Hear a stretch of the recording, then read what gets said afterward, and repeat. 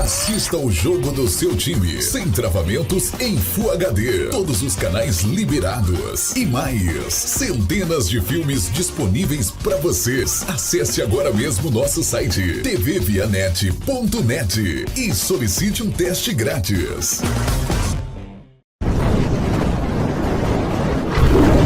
Canal Sou Vitória, o maior canal do Vitória no YouTube. Agora o esporte, o fim de semana foi de jogos importantes no Campeonato Baiano e na Copa do Nordeste. Pedro Tomé, bom dia mais uma vez. Bom dia, seu Ricardo. Campeonatos estão caminhando. Pois é. Até então, pode ser que a gente tenha paralisação, tá? Alguns campeonatos já estão paralisados. Vamos dar uma geral aqui, Ricardo. Bora, por favor. Copa do Brasil, a profissional, sub-20 também já sendo disputada, suspenso. Os campeonatos da CBF estão suspensos, à exceção da Copa do Nordeste, que a decisão sai hoje. Campeonato Brasileiro, primeira e segunda divisão feminino. Campeonato Brasileiro sub-17 também suspenso por tempo indeterminado.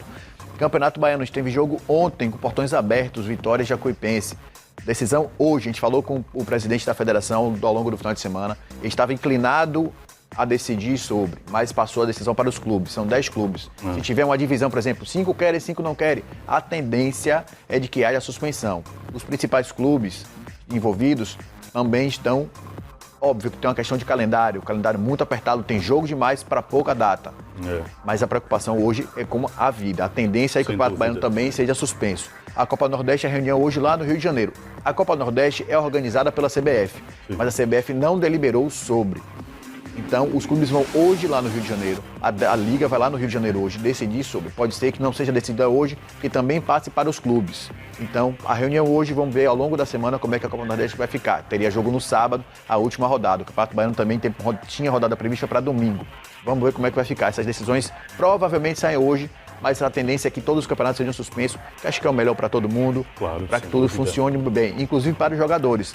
Ontem a gente teve protestos, ontem teve 84 jogos, boa parte deles com portões fechados. A gente tem imagens, tiveram os jogadores que são os diretamente envolvidos manifestar. A gente está vendo no Rio de Janeiro Botafogo, no jogo também do Fluminense, todo mundo usando máscaras, Ricardo. Teve uma declaração do governador do Rio de Janeiro no começo da semana, falou que os jogadores deveriam arcar com o risco. Não é assim que funciona. Claro que não. A gente sabe, a gente que trabalha aqui, a gente estava conversando aqui agora há pouco, quando tem transmissão, trabalham só entre as pessoas envolvidas diretamente.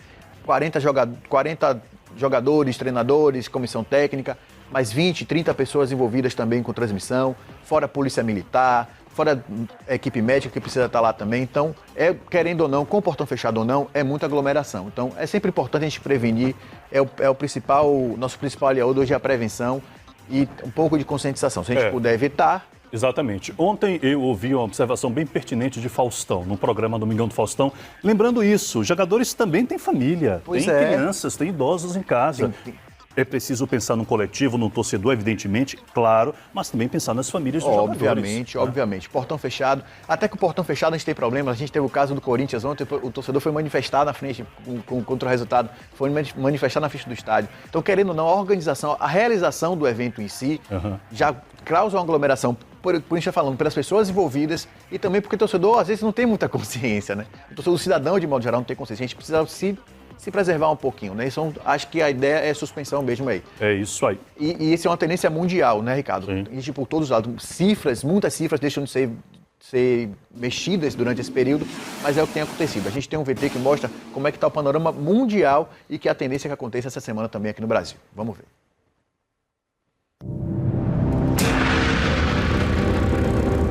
A semana que o esporte parou. O que começou longe, é lá na China, no começo do ano, foi chegou.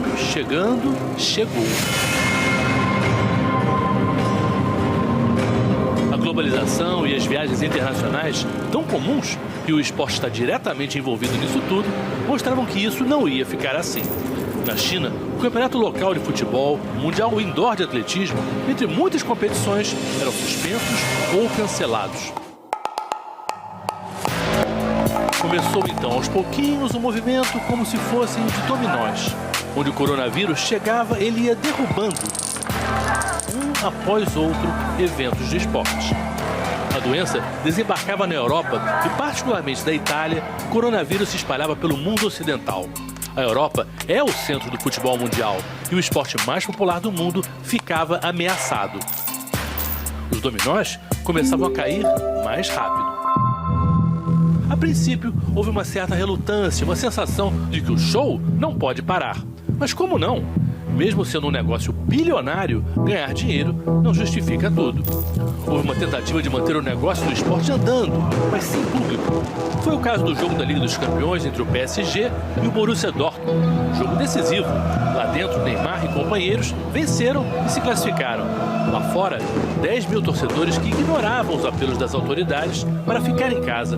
A festa por um gol, os abraços apertados entre jogadores ou entre torcedores nas arquibancadas é uma das coisas que não devem ser feitas nesses tempos. E jogadores em campo, sem ninguém por quem jogar, é um pouco como dançar sozinho. É possível, mas perde bastante a graça. O campeonato precisa ser suspenso, não há razão em jogar sem o público. O jogo é para o povo. Seria como um ator que vai atuar num teatro sem plateia. A Fórmula 1 foi pega na largada, no GP da Austrália, obrigada pela pressão dos fatos a interromper o começo da temporada. É chocante estarmos nessa sala agora, vários torcedores lá fora, enquanto o mundo está reagindo de alguma forma. Trump fechando as fronteiras, a NBA suspensa. A Fórmula 1 não pode continuar. Hoje, a Olimpíada de Tóquio, o evento esportivo mais importante do ano e o único realmente mundial, está ameaçada. Quando toda essa crise começou, poucos davam bola para o adversário que era o coronavírus. O jogador de basquete da NBA, que depois contraiu a doença, simulou contaminar os microfones. O atacante Diego Costa também quis fazer graça ao tossir em direção aos jornalistas. Cristiano Ronaldo, de cara fechada, mostrou o incômodo dele de jogar sem os fãs ao cumprimentar o vazio. O craque português postou uma mensagem e usou a fama dele para alertar as pessoas. Ele escreveu: "Eu falo para vocês não como um jogador de futebol, mas como um filho, um pai, preocupado com os últimos acontecimentos que estão afetando o mundo inteiro. Proteger a vida humana está acima de qualquer outro interesse. O meu apoio total para os fantásticos profissionais de saúde que estão arriscando suas vidas para ajudar a salvar outras."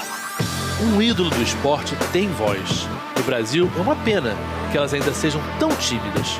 O esporte é de tirar o fôlego. Tem sua mitologia, triunfo, glória, tragédia, mas ninguém morre. Agora é torcer para o time das e dos cientistas. Porque, como todo mundo, e particularmente todo atleta sabe, saúde é o mais importante. Que o esporte seja usado para isso, né, Ricardo? Claro. Para poder falar, explicar, orientar as pessoas e não para poder jogar. A alegria fica nesse minuto de segundo plano, né?